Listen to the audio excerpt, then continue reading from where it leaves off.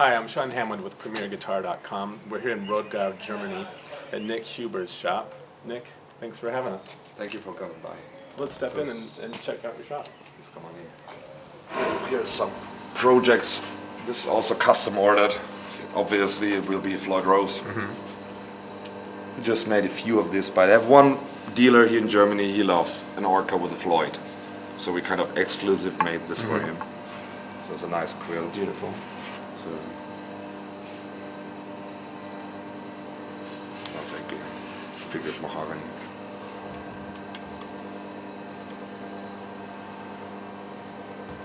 So over here you have another of the Twangmeister. Right, our telly kind of guitar, those are swamp ash bodies. They're already base coated and sanded flat, so it's just waiting on color. And for this, the telly fans out there and people who are familiar with the construction and that will note that your other guitars have the glued-in necks, but for more tonal authenticity, you've gone with the bolt-on here. Exactly. We certainly wanted to have a bolt-on guitar with single coils in our range, and the Twangmeister was the idea to stay with a carved top. So you see, we have still the control plate, but inlaid into the body. It's a really telly bridge pickup. It's going to be a real telly bridge with strings going through the body, and I decided to use the size of the P90 to have a big attachment surface. You see, the plate is as wide, as long as if you would use a real telly neck pickup, we would have less attachment surface. Right. Since I have a different neck joint, like a telly would go further out and would have all the surface here, so and we wanted to do something different. And do you machine like the neck plates for this here in the shop? No. Or we have our own hardware, but we have a metal shop carving these for us because I don't want to have the metal dust in the wood machines. Okay. It's different because you have to kind of cool it with liquids if you carve metal. We actually could do it on this machine, but I'm happy to have somebody very reliable carving the bridge for us. Cleaner. Yeah, Cool. Yeah, now here you can see it. This is going to be a junior. And we just started experimenting filling the pores before we set the neck. So it's just kind of new for us. We're still experimenting a lot with finishes, pore fillers, and we're just working on filling the pores before the neck goes in. And so we have just less coats in the corners here, which gives a nicer... So you don't get drips? Yeah. Okay. And again, this is how the crosser looks before the neck goes in. You see it's already base coated. What sort of binding is on this? Yeah, it's yes, it's the binding. And the crosser has no top.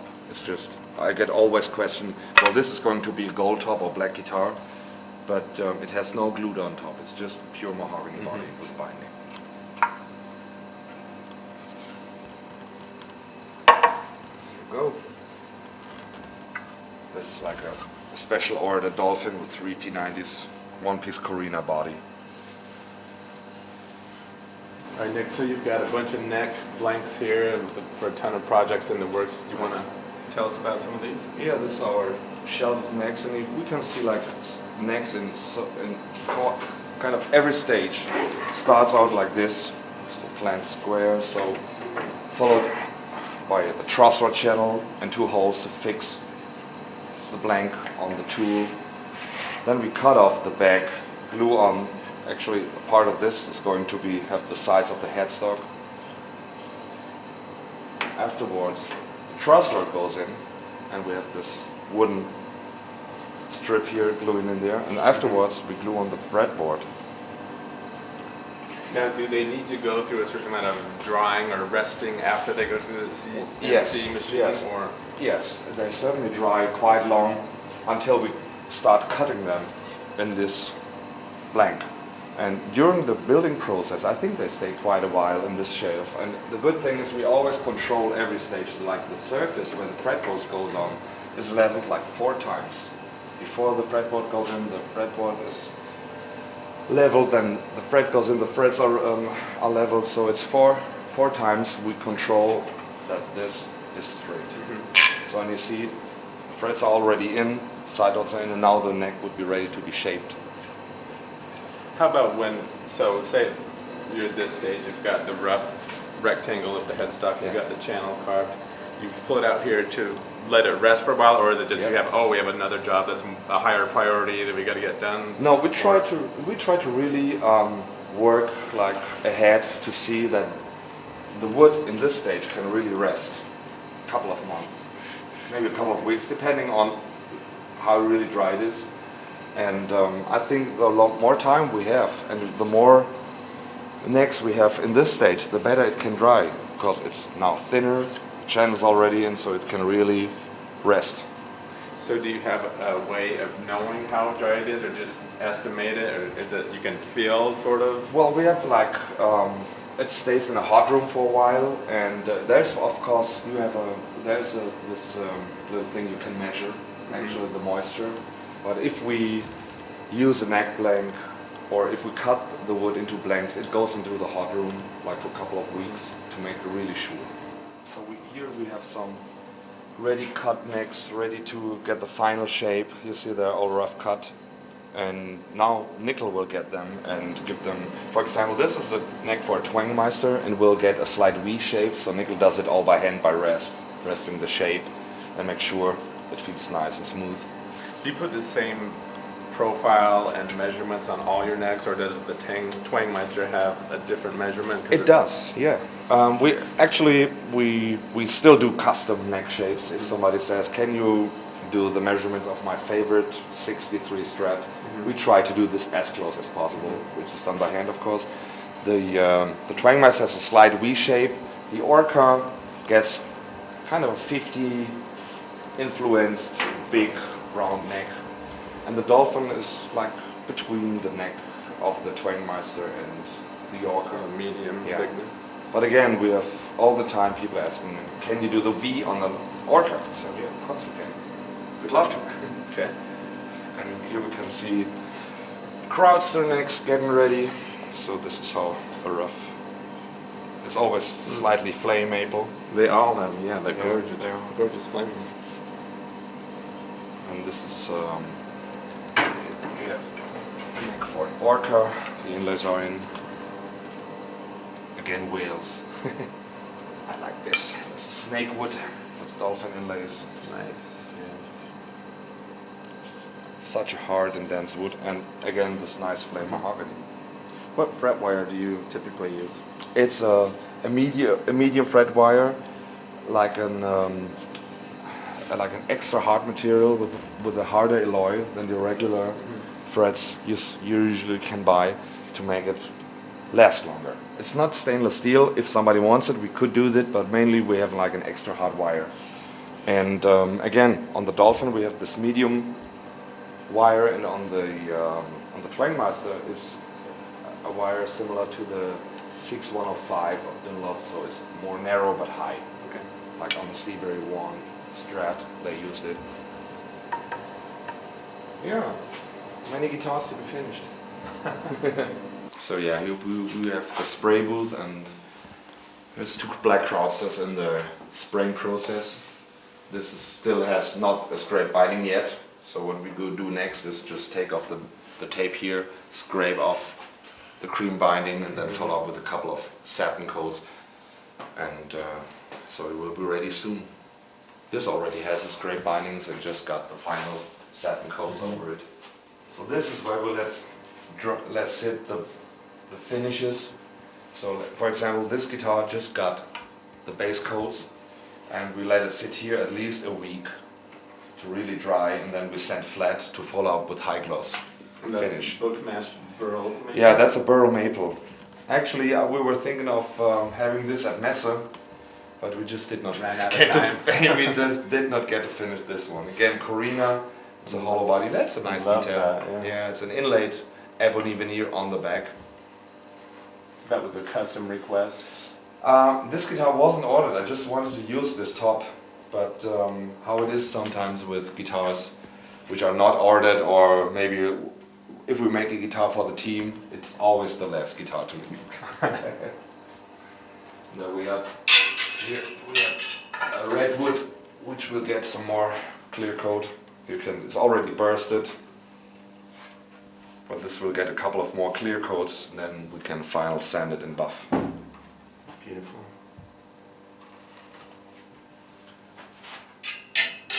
And since we had Messe, all the dolphins and orcas are already gone out of this. That's a good sign, though. That's a good sign. But we really Good need place to to be. now start up with a new batch. And also what we do here is we have all our fretboards in this hot room to really make sure we don't have fret dryouts. The fretboards are really bone dry. So you see different. This is ebony. This is actually This nice. is unusual yeah. for you, right? Yeah, this is we know all crown inlays, Mhm. but this is snakewood surrounded by sterling silver. I love that. Actually, this is the guitar I was thinking of having in Montreal in July. Really? Oh, for the orca? I mean, Not for the not the blue- orca, for the blue one. No, not for the blue whale, but just make a nice orca maybe with a snakewood headstock and maybe pickup rings, and just to follow the snakewood through the fretboard. And here That's we awesome. have the same inlay, again crown inlays, but with a white mother of pearl inside. These are great. And here we have like all kinds of ebonies. I like personally a lot if the wood gets some Gives it more grain. character. Huh? Yeah, yeah. Look at, this is all ebony, but we don't stain the wood to make it really look black and dark, and we just take it as it is. And if somebody really wants a unique black ebony, we really take a piece to make sure that we don't stain it or color. Now, is this a lefty neck I see up here? Yes, we're supposed to make a couple of more lefties. We had so many questions at Messe. Hey, do you do a lefty? Yes, we do. No upcharge, but we have now a few crosses in progress, and we just got in 2 more orders for orcas, so we do lefties. But I think this one is just the neck we were working on. But this is certainly not an ordered guitar, because this neck sits here since at least half a year. Really? Wow. Now, how many, like you just said, you did really well at Music Messe, and you're growing around the world. What's the wait time on your guitars? Right now, I would say about 8 months, maybe 10, depending on the model. We really try right now to get the Kreutzer out, because we have so many orders, which we are happy about. Mm-hmm. But the Kreutzer, I think, is a kind of guitar you should be able to get if you want it. So yeah, we try to get one more talented guy into the team for final assembly, and also in the finish room. So hopefully when we maybe meet at Montreal or Summernem, I can maybe tell that the waiting time reduces on the orca, at least on the Kreutzer. Uh-huh. And orcas and dolphins, usually the customer orders his top and his specifications, so I think they're more happy to dolphin or orca customers would wait longer than typical Kreutzer customers.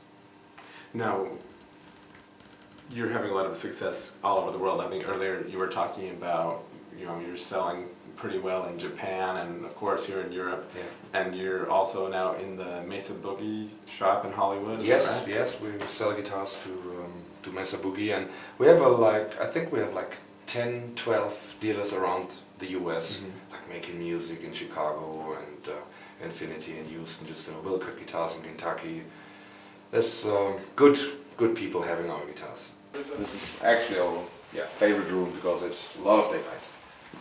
Windows all around, and this is where guitars are going to be final assembled. This is where Nickel Shapes next puts inlays into the guitars, and So what's he doing right now? Nickel Polishing actually, the frets? yes, he just leveled the frets, and now he kind of final sands the edges. Will follow up by polishing the frets, and then he will install the nut, tuners, and the whole final assembly of the guitar. Speaking of tuners and hardware and stuff, do you have favorites that you put on most of the models, or?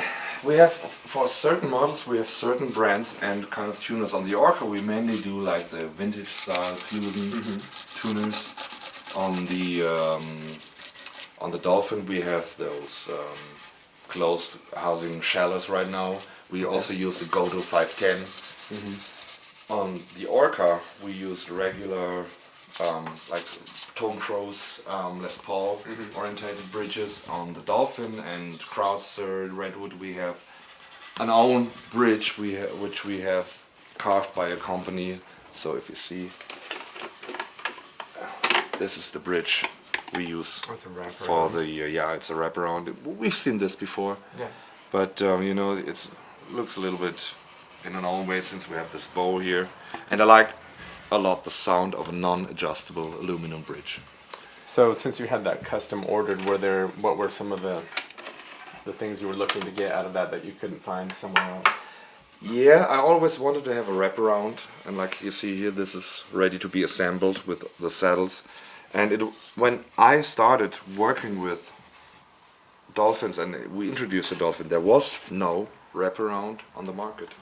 Now we have several companies offering great wraparounds, but since You already had yours, so I already had mine, so I wouldn't have a problem with using the bridges we now see on very high-end guitars, but we still like ours best.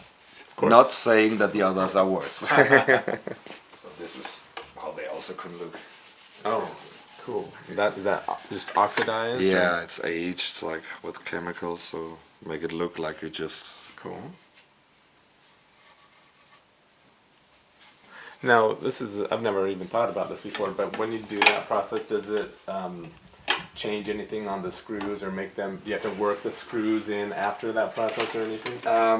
It depends on the non-adjustable, of course, it's not an issue, but here we age the parts separately from each other and then assemble the bridge to make sure it still works. But of course, I mean, if you have a kind of a oxidized screw, you have to kind of work it in. Okay. So this is where Marcus does the final sanding on the guitar before it's going to be buffed. After the guitar is finished with high gloss finish, we let it sit a couple of days in the hot room, and then it comes here to be final sand up to grid 3000. We very fine sand. Other companies only go up to 1000 and buff longer. We sand finer and buff a little bit. So the time we buff is a little bit less because we're very fine sanded.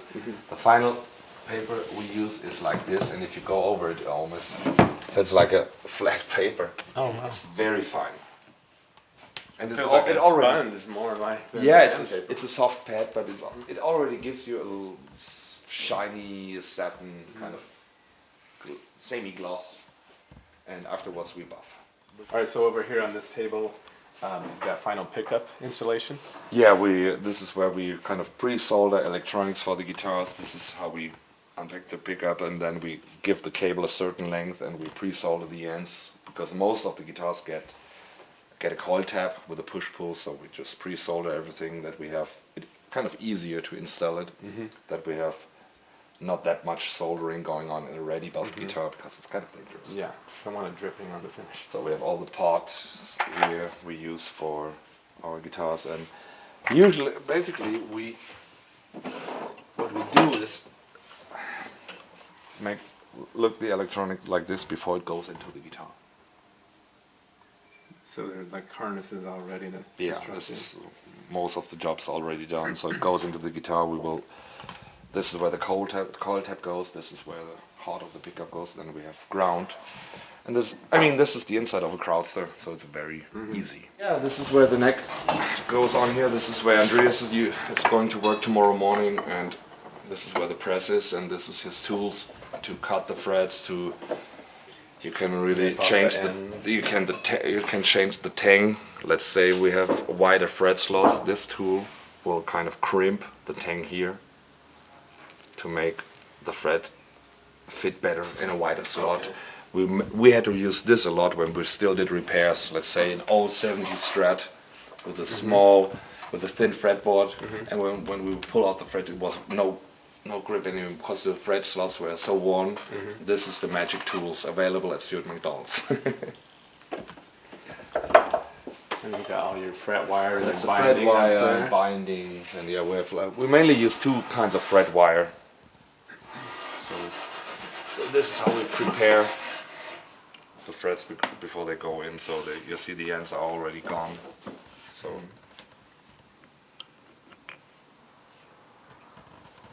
As a matter of fact, these are marked blue because these are all samples that we know how long the first thread has to be cut off. Oh, they're So like the templates, right? yes, if I use it, Andreas will be angry with me. So what happens after you put the pickups in? Take them out and take the whole thing out to test it in the...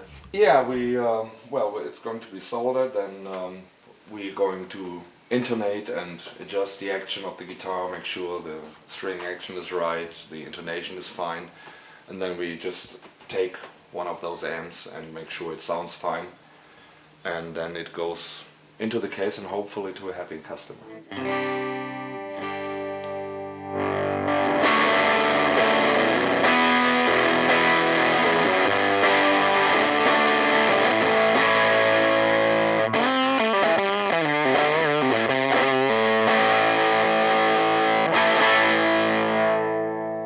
Thanks, Nick, so much for having us over to show us your shop. Thank you for the long way over. Yes, it was a pleasure. Where can people go to find out more about your guitars and everything that's going on with you, like the Blue Whale stuff coming up? Well, it's certainly on www.nickhuber-guitars.com, and on the Blue Whale we probably will launch a new website, probably, and hopefully you go to see the video on premierguitar.com. Yes, I don't even need to do the outro. Thanks for joining us. I'm Sean Hammond.